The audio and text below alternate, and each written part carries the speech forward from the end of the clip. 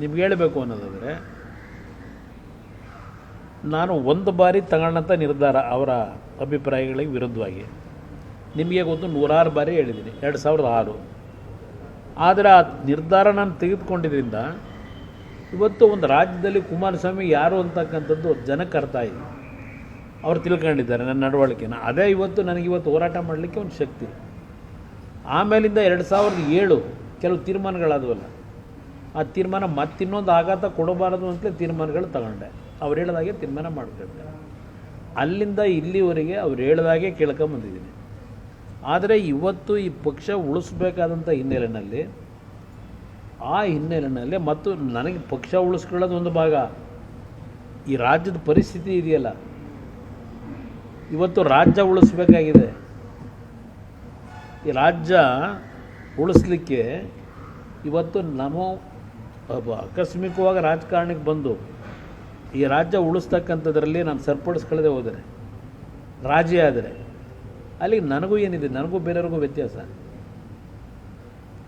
ಇವತ್ತು ರಾಜ್ಯ ಆಳ್ತಕ್ಕಂಥವ್ರು ಯಾವ ರೀತಿ ಇದ್ದಾರೆ, ಜನಗಳ ಭಾವನೆಗಳು ಏನೇ ಇದ್ರೂ ಅದನ್ನೆಲ್ಲ ಧಿಕ್ಕರಿಸಿ ನಾನು ಏನು ಮಾಡಿದ್ರು ನಡೆಯುತ್ತೆ ಅಂತಕ್ಕಂಥ ಒಂದು ಉದ್ದಡತನದಲ್ಲಿ ಇರ್ತಕ್ಕಂಥ ಈಗಿನ ವಾತಾವರಣ ಸರಿಪಡಿಸ್ತಕ್ಕಂಥದ್ದಕ್ಕೆ ನಾನು ಧ್ವನಿ ಎತ್ತೆ ಹೋದರೆ, ಇಲ್ಲಿ ನಾನು ನಾಡಿನ ಜನತೆಗೆ ಹೇಳ್ತೀನಿ, ಅದರಲ್ಲೂ ವಿಶೇಷವಾಗಿ ನನ್ನ ಬೆಳೆಸಿರ್ತಕ್ಕಂಥ ನನ್ನ ಭಾಗದ ಜನಕ್ಕೆ ಹೇಳ್ತೀನಿ, ವೈಯಕ್ತಿಕವಾಗಿ ನಾನು ಯಾವುದೇ ಈರ್ಷೆ ಅಸೂಯೆ ಪ್ರಶ್ನೆ ಇಲ್ಲ. ಇವತ್ತು ರಾಜ್ಯ ಉಳಿಬೇಕಾಗಿದೆ. ಆ ಹಿನ್ನೆಲೆಯಲ್ಲಿ ನನ್ನ ಕೆಲವು ಕಠಿಣವಾದ ನಿರ್ಧಾರಗಳನ್ನು ಮಾಡಬೇಕಾದಾಗ, ಕೆಲವು ವಿಷಯಗಳನ್ನ ಎಕ್ಸ್ಪೋಸ್ ಮಾಡಬೇಕಾದ್ರೆ ನಾಡಿನ ಜನತೆಗೆ ಹೇಳ್ತೀನಿ, ಯಾವುದೋ ಒಂದು ವ್ಯಾಮೋಹಕ್ಕೋ ಇಲ್ಲ ಅಸೂಯೆಗೋ ಇಲ್ಲ ಈರ್ಷೆಯಿಂದ ನಾನು ಮಾಡ್ತಾ ಇದ್ದೇನೆ ಅಂತಕ್ಕಂಥ ಭಾವನೆ ಇಟ್ಕೋಬೇಡಿ.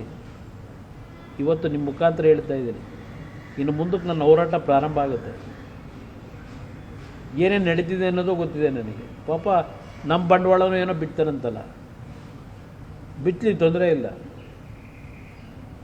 ಯಾವ ರೀತಿ ನಡ್ಕೊಂಡಿದ್ದೇನೆ ನಾನು ಮುಖ್ಯಮಂತ್ರಿ ಇದ್ದಾಗ, ಒಂದು ಇನ್ಸಿಡೆಂಟು ಹೇಳಿದ್ದೀನಿ ಹಲವಾರು ಬಾರಿ, ಗೊತ್ತಿದೆ. ನನ್ನ ಬಗ್ಗೆ ಟೀಕೆ ಮಾಡ್ತಲ್ಲ, ನಾವು ಅವ್ರ ಜೊತೆಯಲ್ಲೇ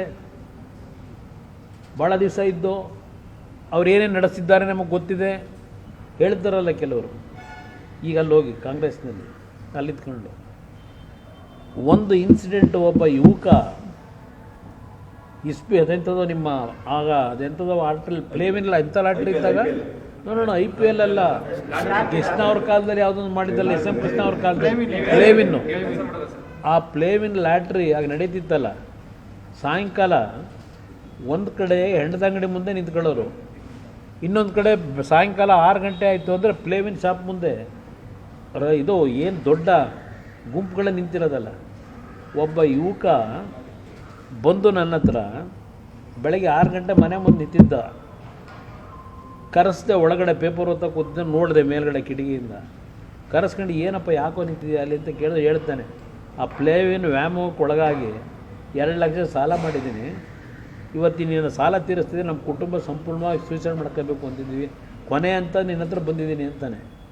ಅದರ ಮೇಲೆ ಈ ರಾಜ್ಯದಲ್ಲಿ ಎಲ್ಲ ಲಾಟ್ರಿನ ನಿಷೇಧ ಮಾಡಬೇಕು ಅಂತ ತೀರ್ಮಾನ ಮಾಡಿದೆ. ನನ್ನ ಮೇಲೆ ಅವತ್ತು ಬಂದಂಥ ಒತ್ತಡ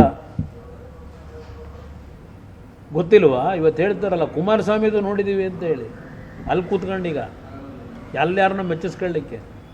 ಎಸ್, ರಾಜಕಾರಣದಲ್ಲಿ ಇವತ್ತು ನಾನು ಹಲವಾರು ಬಾರಿ ಹೇಳಿದ್ದೀನಿ, ಚುನಾವಣೆ ಸಂದರ್ಭದಲ್ಲಿ ಮನೆ ದುಡ್ಡು ತಂದು ರಾಜಕೀಯ ಮಾಡೋಕ್ಕಾಗತ್ತಾ? ಆಲೂಗೆಡ್ಡೆ ಬೆಳೆದ್ಬಿಟ್ಟು ಆಲೂಗೆಡ್ಡೆಲ್ಲಿ ಬಂದು ದುಡ್ಡಲ್ಲಿ ರಾಜಕೀಯ ಮಾಡೋಕ್ಕಾಯ್ತದೆ? ನಾನು ಹೇಳ್ತಾರಲ್ಲ, ಏನು ಆಲೂಗೆಡ್ಡೆ ಬೆಳೆದು ಆಸ್ತಿ ಪಡೆದ್ರ ಅಂತೇಳಿ.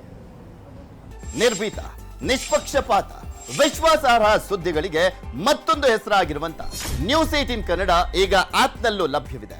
ದಯವಿಟ್ಟು ಇಲ್ಲಿರುವ QR ಕೋಡ್ ಅನ್ನ ಸ್ಕ್ಯಾನ್ ಮಾಡಿಕೊಂಡು ಆಪ್ ಅನ್ನ ಡೌನ್ಲೋಡ್ ಮಾಡೋದಕ್ಕೆ ಮರಿಬೇಡಿ. ನಿಮ್ಮ ಬೆಂಬಲ ಹೀಗೆ ಸದಾ ನಮ್ಮೊಂದಿಗಿರಲಿ. ಧನ್ಯವಾದ.